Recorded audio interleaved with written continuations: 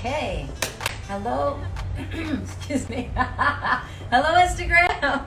KASHA McKee here at the KASHA McKee Gallery at the Palm Beach Art and Design Showroom here in Lake Worth. 25,000 square feet of world-class art for people to come, shop, collect, own. Beautiful art. Welcome to High Noon. I have a really special guest today for all of those money makers out there. Everybody's very concerned these days in regards to investments and with the real estate going up, et cetera, et cetera. So I thought it would be a really good idea to have an advisor, wealth management expert, to talk about all things money.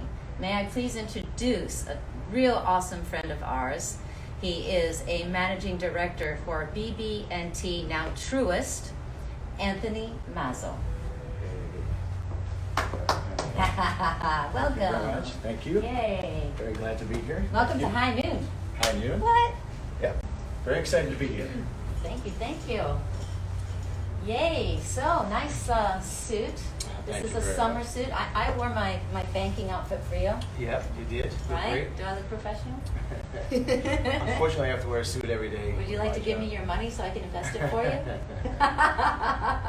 That might be a no. All right, so first and foremost, let's start you with something for our throats. I have some options here for you. I have some Red Bull, a Perrier, and this really yummy cold brew. Cold brew is perfect. Cold brew for you? Yep, thank Cold you. brew for me. All right, so tell us, Anthony. I know that you hail from Brooklyn. Yes, that's true. Before I begin, let me tell you, thank you very much for having me today. My pleasure. I'm so happy you can make it.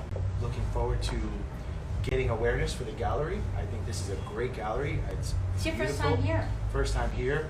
You would never even know what is here as you drive by, and you come through the front doors and you're just amazed of what this thing is about. Ta-da! I was shocked, and Yay. I will definitely be coming back with my wife as well, Perla. as well as maybe Hi, just Perla. hello, sweetheart. Love you, miss you. As well as doing some client events here as well. Since it's Excellent. so Please. it's close to my Bring in the collectors. office, and this would be a great place Venue? definitely to Yeah, we do to lots the of venue. great little parties here. Very That's nice. great news. The girls will be happy to hear that. Yep. So to answer your question, I'm sure Angelica and Paola are watching. to answer your question, yes, I'm from Brooklyn, New York. Yes. I moved out of Brooklyn to move to New Jersey when I was 15. Cheers. It'd be weird to put Red Bull in here. Or vodka.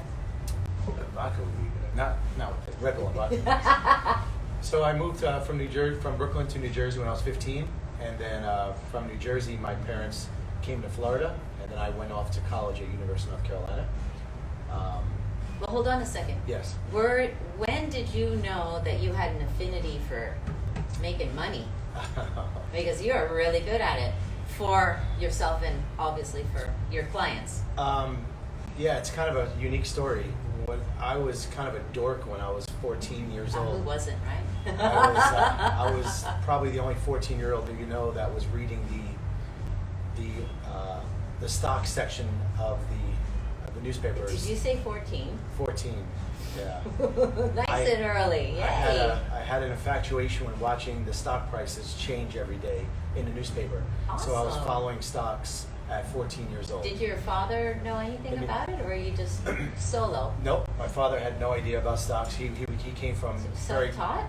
Yeah, he came from very little means. My dad was an electrician, blue-collar electrician. Right. And I don't know where it came from. I just It's like started. good instincts. I just started looking at it was at the Asbury Park Press is what the local newspaper was, and I go right to the business section and just look at the stocks. Isn't that incredible? Yeah, I didn't have any money, but I was just looking at the stocks. You're just curious. You're very curious, yeah. Before we dive really in, can we just throw your phone up here to monitor who's watching? Because if there are any comments, it would be really great to Sure. have those live. Go to your Instagram account, and go to Instagram to my account, and then we can watch it live. We're going to do some history in regards to what has happened financially in banking in, let's say, the past 10 years? We have to get Because into it Anthony's now. been in it 30 years now. 30 years. So back to when you were 14. Yeah. How did you continue this infatuation? So I was 14 years old, and are we on? Yeah. So I was 14 years old, and my high school participated in the state of New Jersey in something called the stock market game, and where they had This was a state-run event competition. Holy. Yeah, and What age groups were in it? Age range. Anybody in high school could have participated. So grade 9 to grade 9 through 12, yes. That's So a at the broad time, range. At the time, I was in 10th grade, and each one of us participated. I was the only one from my school that did it, but there was probably over 1,000 people it was many years ago. It was probably over 1,000 students that participated, and this was before internet and all that. So we had to actually get our data sent to us. But each student got $1 million worth of play money. Nice. And that's a lot of money to it was a play sophomore, money. right? For sophomore, I was a sophomore at the time. And so at the time, I was intrigued by a couple of stocks that I was watching. One of them at the time was Atari, and Atari was popular at the time. And Atari, everybody, all of the students chose Atari because that was a hot dot at the time. True.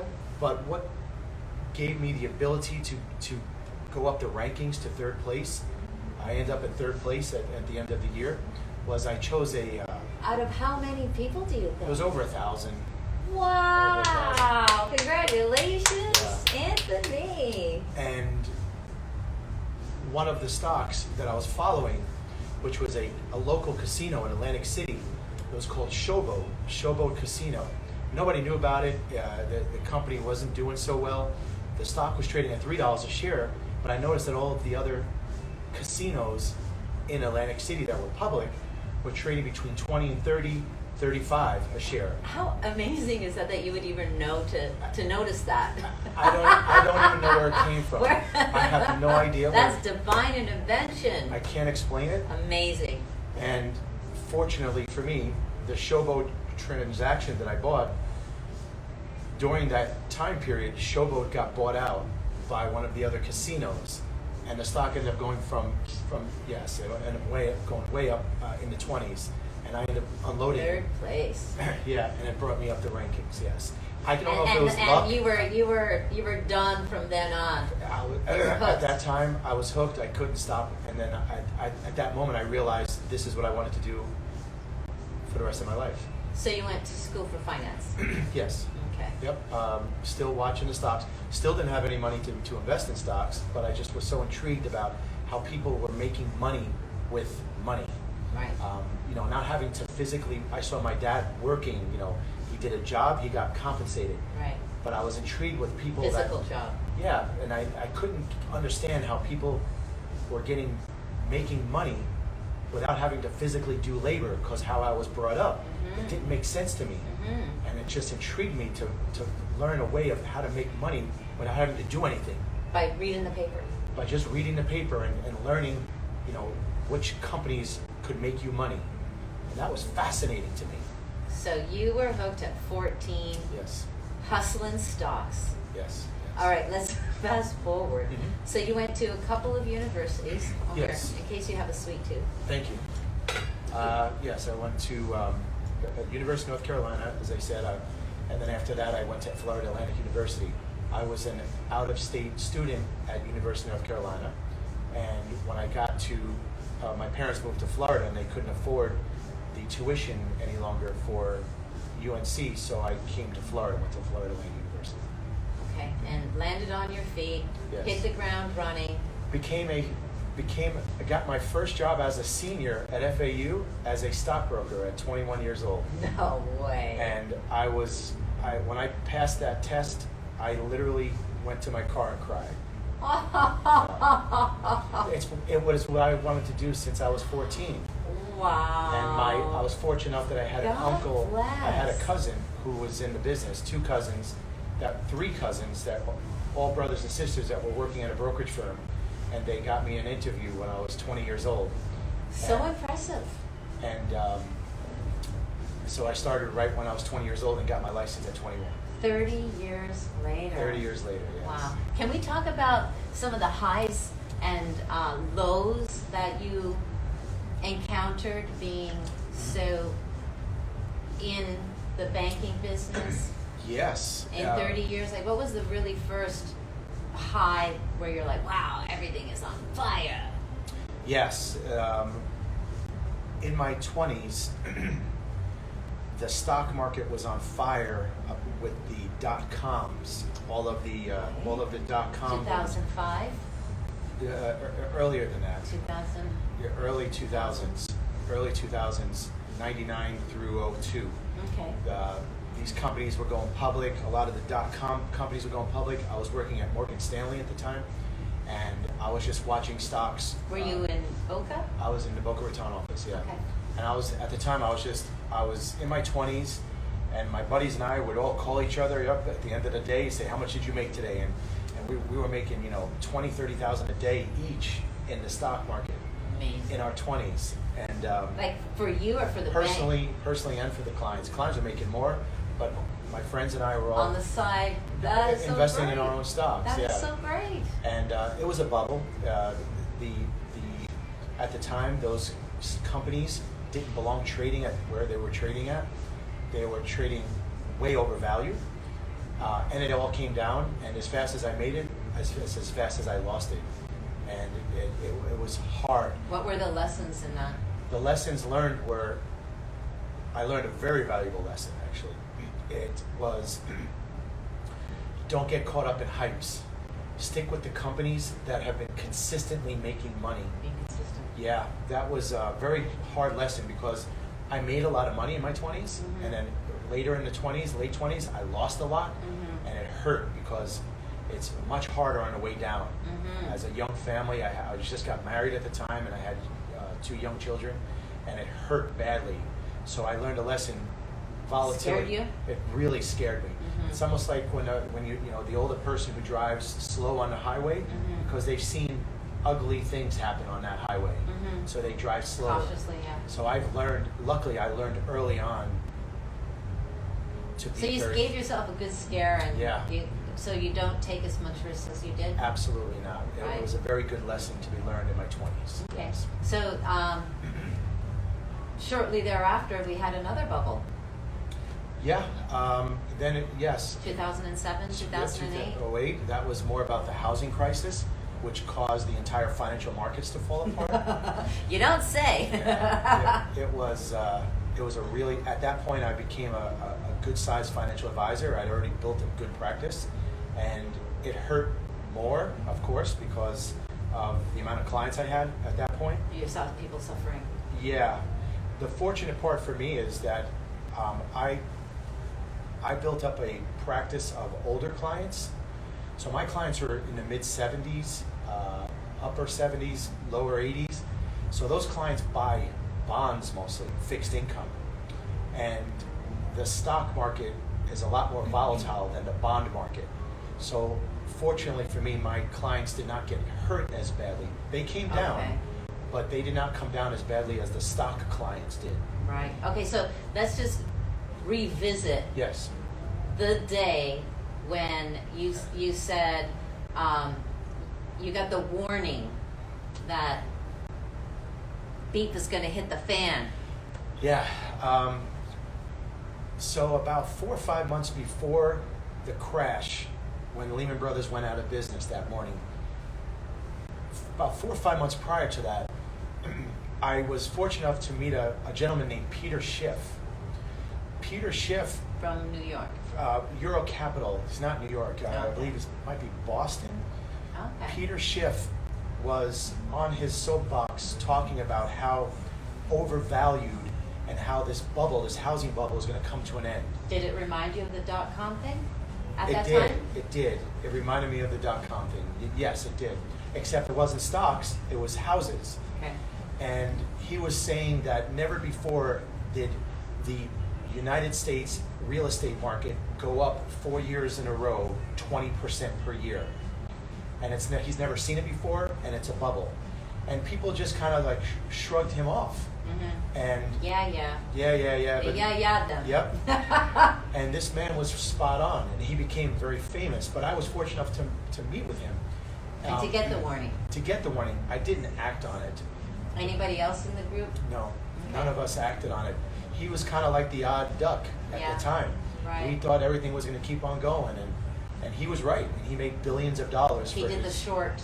Yeah, he made billions of dollars with his company, his private equity company, and I that was the one mistake I made, one of many mistakes, but one I wish I would have capitalized on at the time. Right. But every day in my business, there's somebody that thinks that they're smarter and better than everybody else. It's typical in our business to meet people like that. Very common. Would you consider that like a whistleblower sort of tweet? Yeah, that nobody wanted to listen to, and he was right. He has been wrong since on the markets. Right. He still is very bearish on the markets, but he was right that one time. And all you have to do is be right big on one time, and you really make your name for yourself. Okay, so now that you're in Palm Beach, how did you end up with BBT and TRUIST? Yes. So I've had a great career. As I said, it's my 30th year as a financial advisor. Amazing. Yeah. It's very rare for an advisor Scott's watching. Honey. It's very, hi Scott, it's very rare for a financial advisor to be in 30 years still and be in as deep as I am. But I'm very blessed. I have a great team of 7 people on my team. Are you still looking at the newspaper every morning? It's online now. Come on, old school paper. Yeah, it's online now. But I check every morning. I check all the stocks. I have a list of over 100 that I check. Do you have more than one screen? Are you Yeah, I have screened out? Yes, yeah, I'm screened out. I have 2 screens with over 250 stocks. Plus your phone, plus this. Yes. So I'm very blessed to have a wonderful team at BB&T, now TRUIST. As I said, I'm a managing director now. Our team is 7 people, and we really do a great job. Everybody has a role, and everybody stays in their lane. And the service level that we provide is, I believe, one of the best in the industry. For that reason, we are doing really, really well. We're having a record year. We had a record year last year as well. Hold on, whoa. Stop the roll. Yes. You had a record year during a pandemic. Yeah, yes. Please explain. We had a record year because we're getting a lot of referrals. We're getting a lot of referrals from clients that have been very, very happy. And the biggest reason I would say referrals from our existing clients to people that out of state, coming in, friends of our clients who have been looking for advice. And one of the biggest reasons for that is last year during the pandemic, we made a decision to stay the course because we felt that this was going to be a temporary problem, and it wasn't going to last, for years.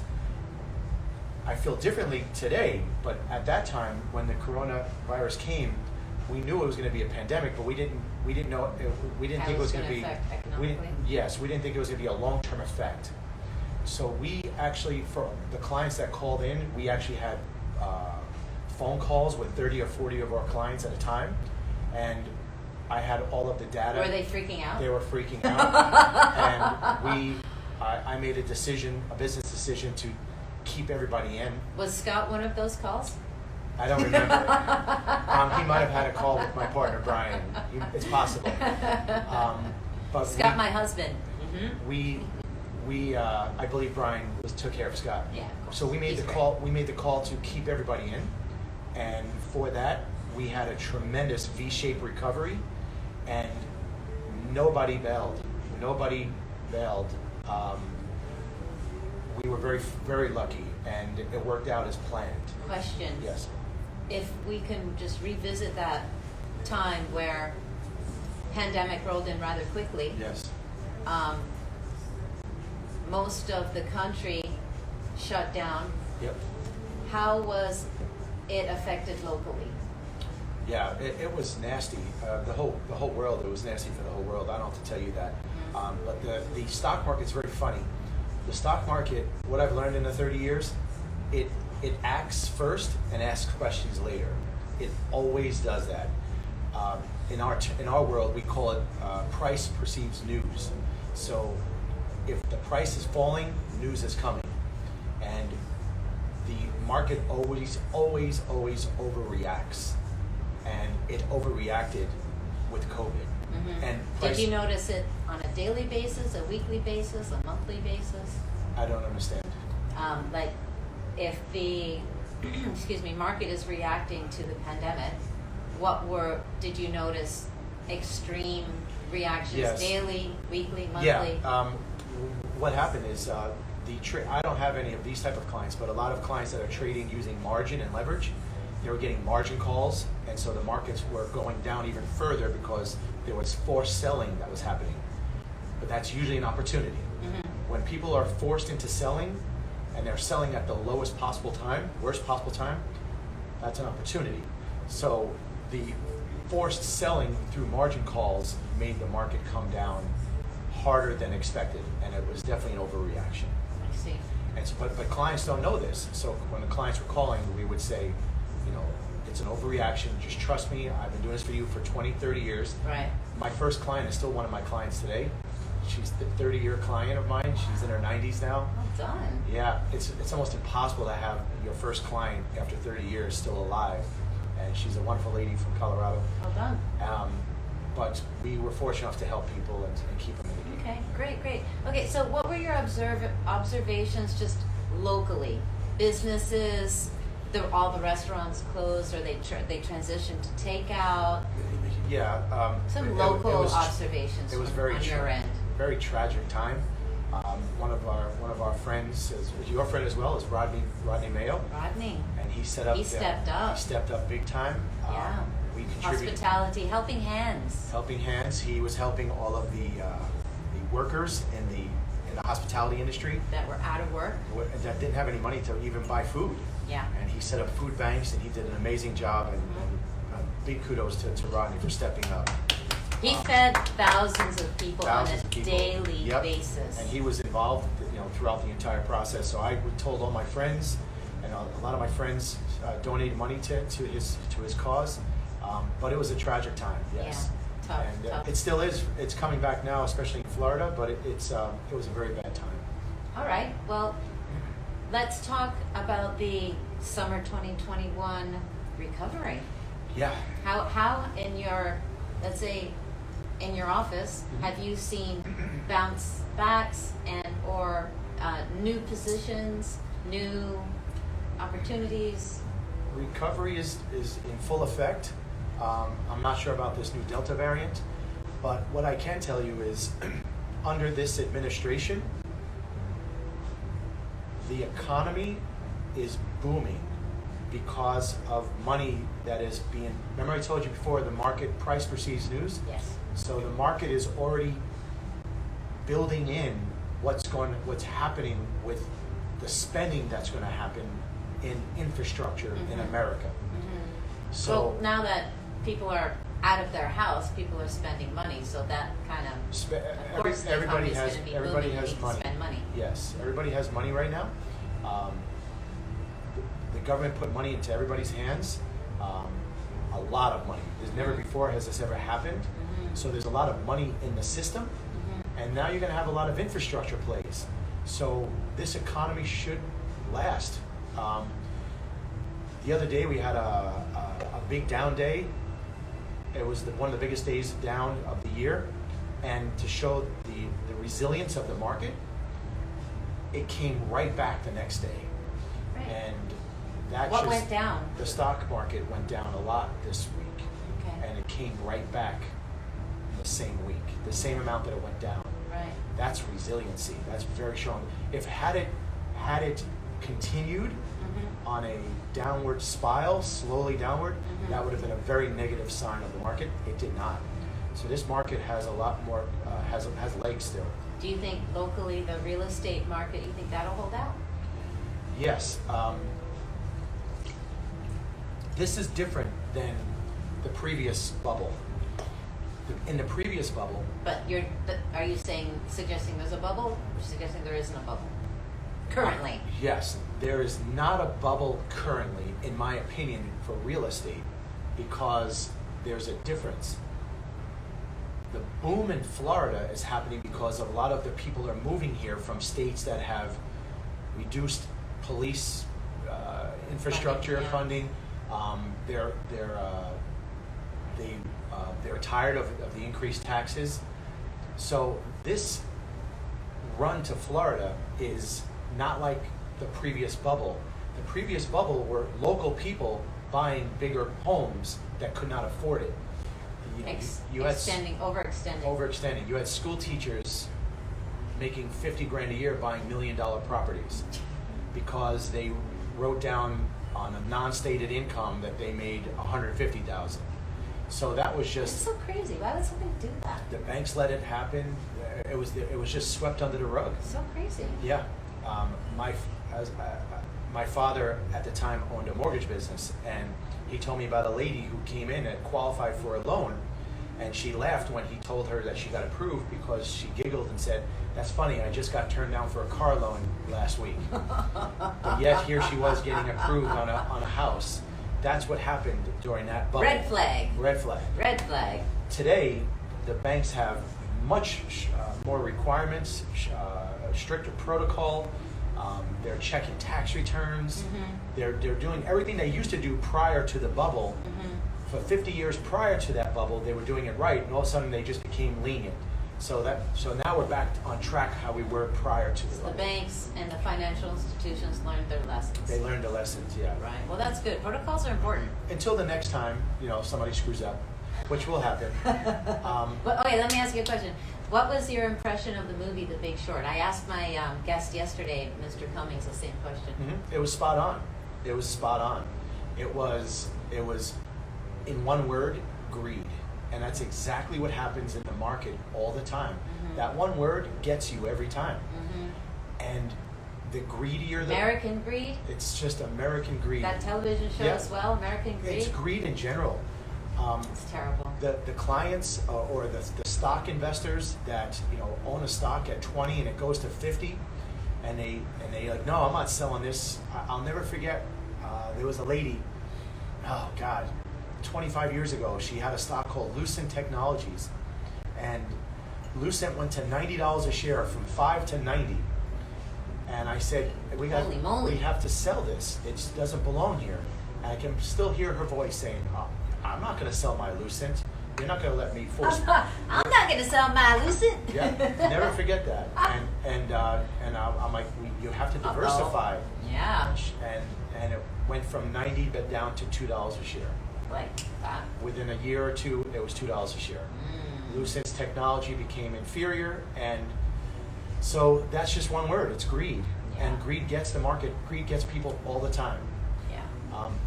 Do you have any expertise or comments on the technology that's out there in regards to Virgin went into Virgin space? Galactic.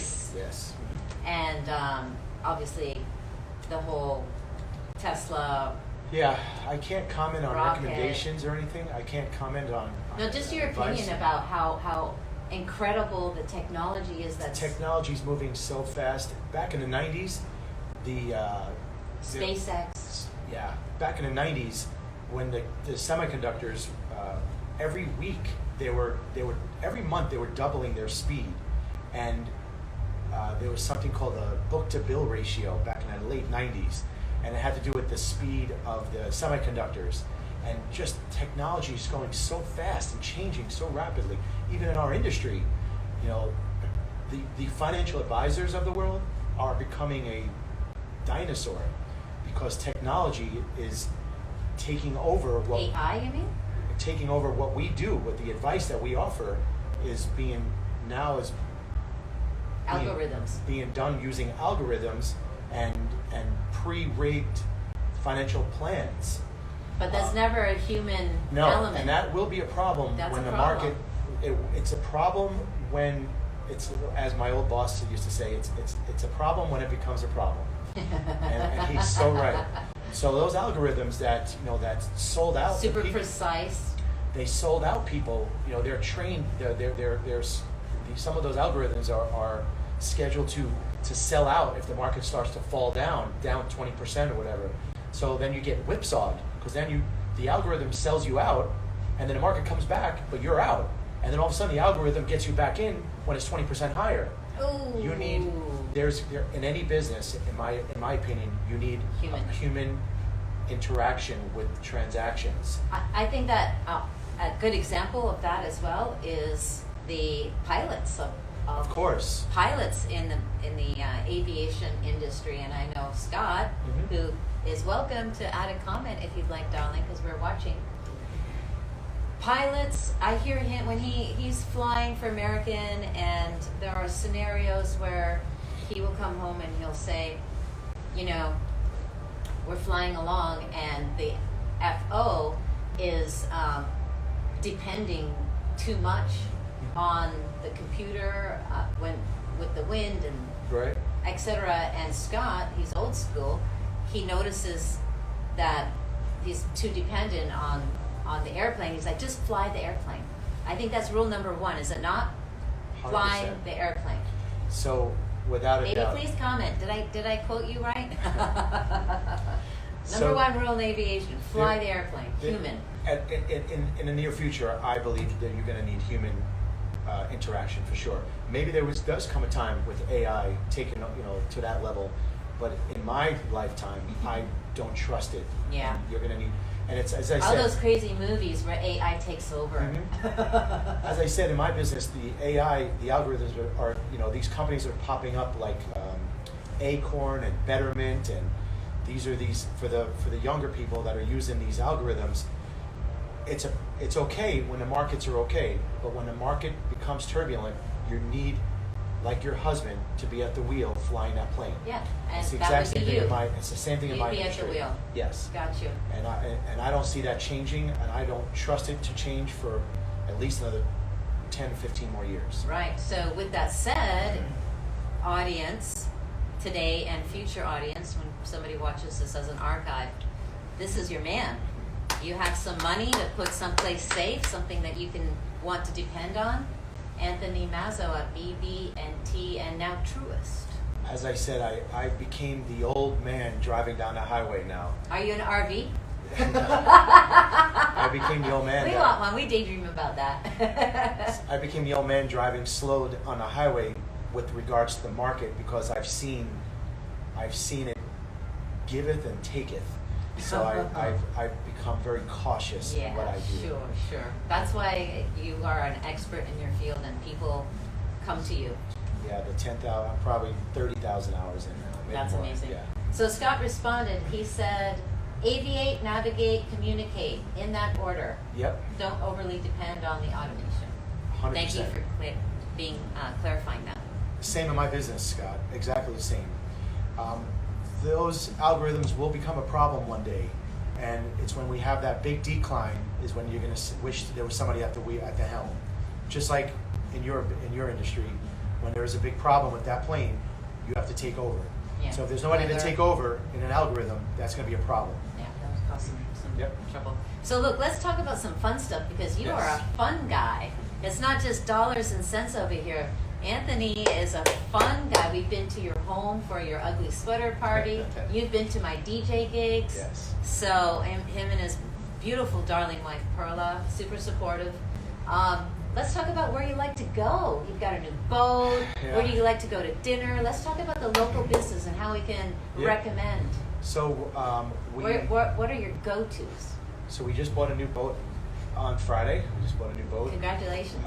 Beautiful 47-foot Sea Ray. We're invited. And we're going to be doing client events on the boat, and we're going to be taking them to the local. We're going to take the boat from the yacht club to Sailfish The Marina. yacht club in West Palm Beach? Palm Beach Yacht Club. Palm Beach Yacht Club, on the island. On the island.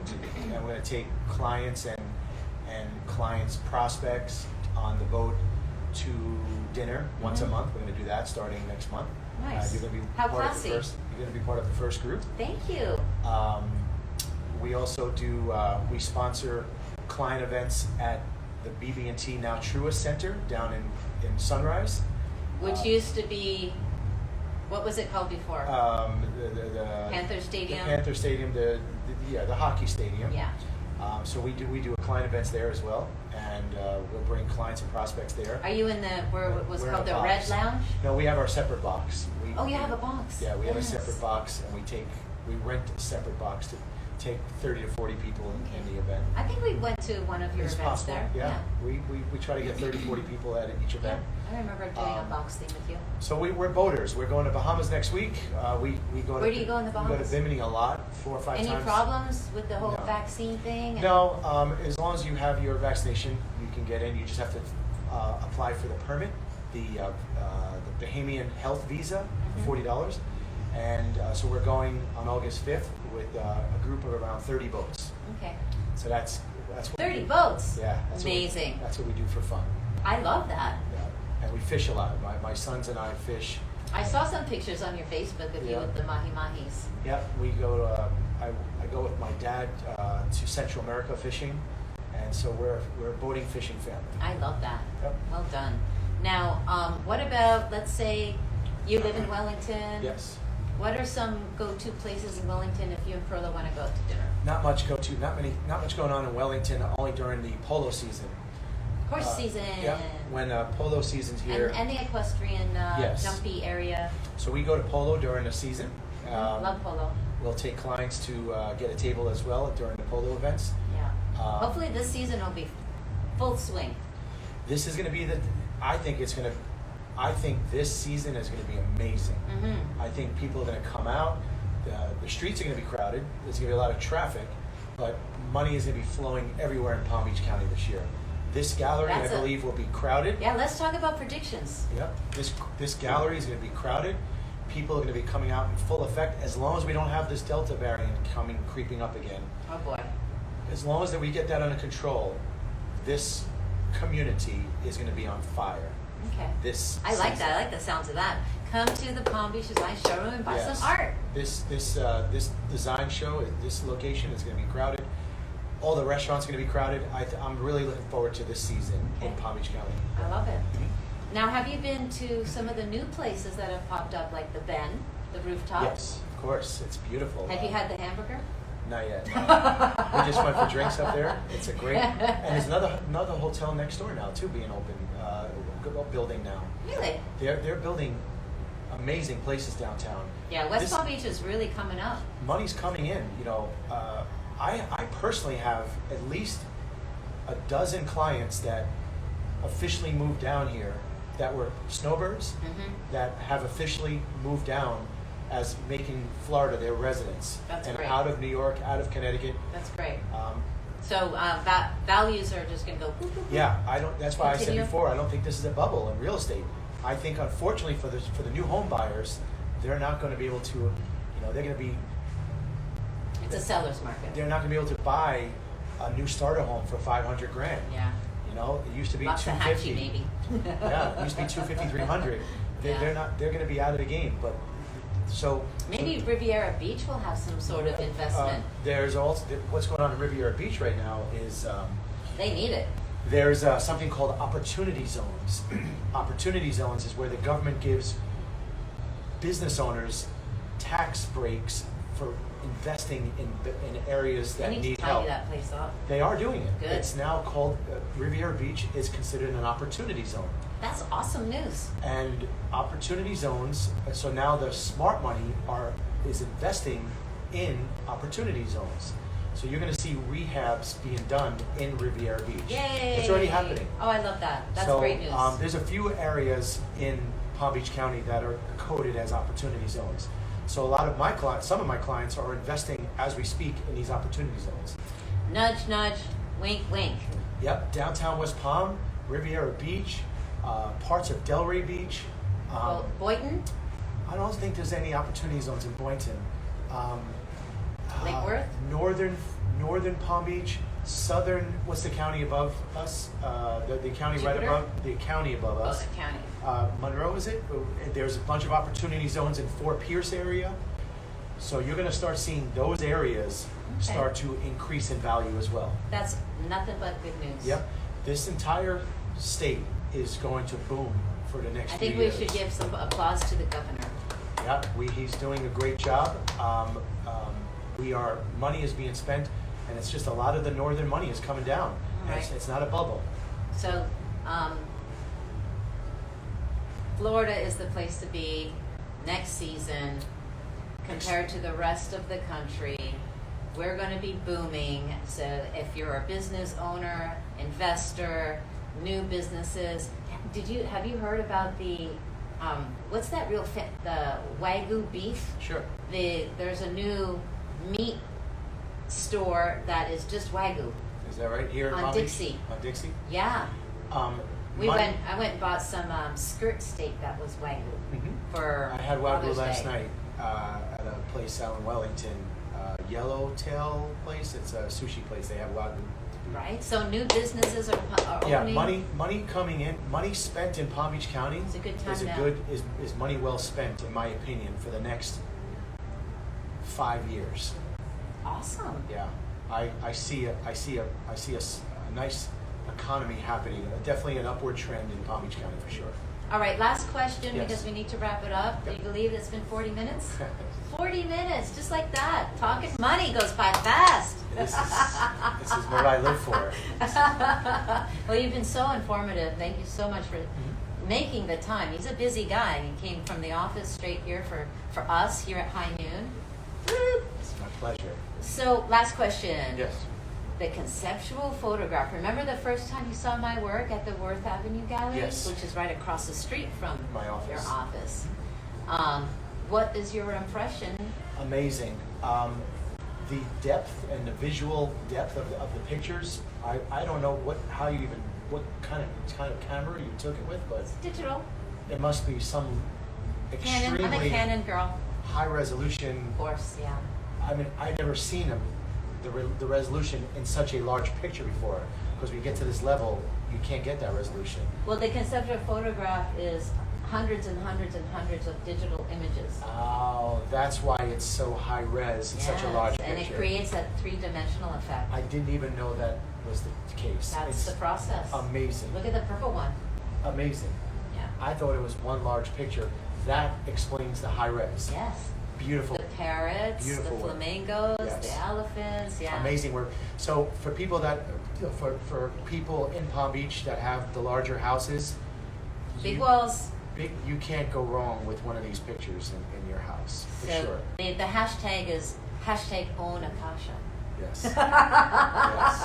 And so I'm looking forward to actually having client events here, bringing some of my high net worth Thank you. clients to the event. That'll be very helpful. And Move some art. it'll be like a meet the KASHA gallery, as well as meet the Anthony MAZZO's group and what we call the Gold Coast group at BBT Now Shores. I love that. Thank you so much. Yes. All right, Anthony. I wish Cheers. you a fabulous I day. wish you success and happiness in the new gallery. Thank you. Now you're going to go make some money. Yes. I'm going to edit the video and, put our love out into the world. Mhm. Because what you put out may hopefully come back in other more enrichment ways. So, I don't know. All I can say is thank you. Thank you for very being much here. for having me. Yeah. All right. So we're going to wrap it up.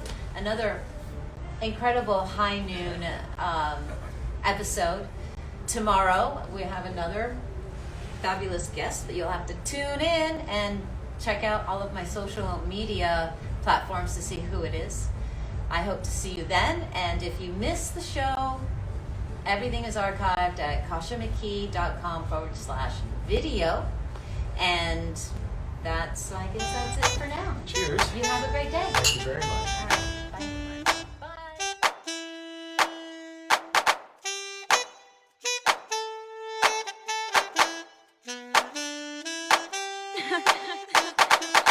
The music is moving.